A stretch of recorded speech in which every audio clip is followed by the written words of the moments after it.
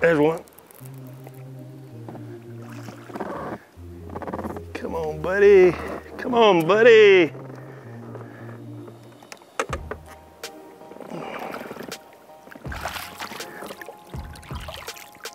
There you go. How about that?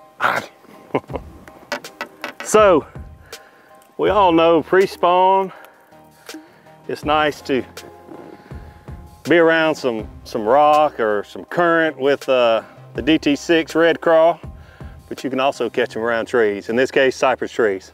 So when you're on a lake with any type standing timber, whether cypress trees or standing timber that's submerged, the whole key, and it's not just with timber, it's bass fishing, is narrowing down and being efficient with your time.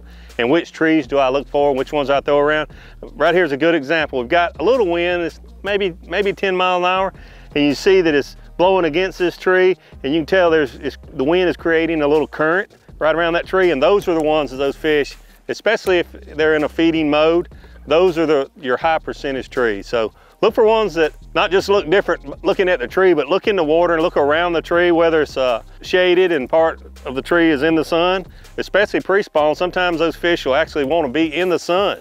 But it's always good to, this time of year, pre-spawn, cranking these trees, to look for the ones that have the current around them. So everybody knows now that a DT6 is a great pre-spawn crankbait. Lots of fish caught all over the country, red craw, demon. Those are two of the better colors this time of year. You see, we got stained water. But here, I'm doing something a little different. I'm fishing these trees, standing, most of them cypress trees. And a lot of guys just throw squarebills when they're around wood, and they throw, the DT around grass and rock, but it's a great bait around these trees. The DT6, obviously it runs 6 feet deep. That's a little deeper than most squarebills will run. The water's high, and some of these trees, the base of them, the bottom's down there about 5, even 6 feet deep. Just a great bait, just another way to use a great bait. It's very versatile, not just grass and rock, but also around trees.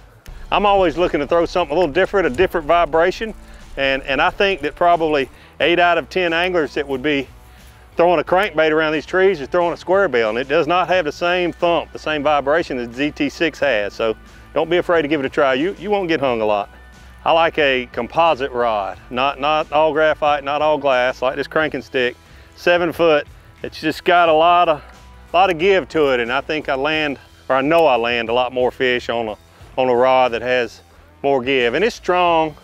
You can bear down on those fish if you need to get them out of the cover, but real important in my opinion to have a composite type rod, not just a real fast glass rod when you're fishing this DT6.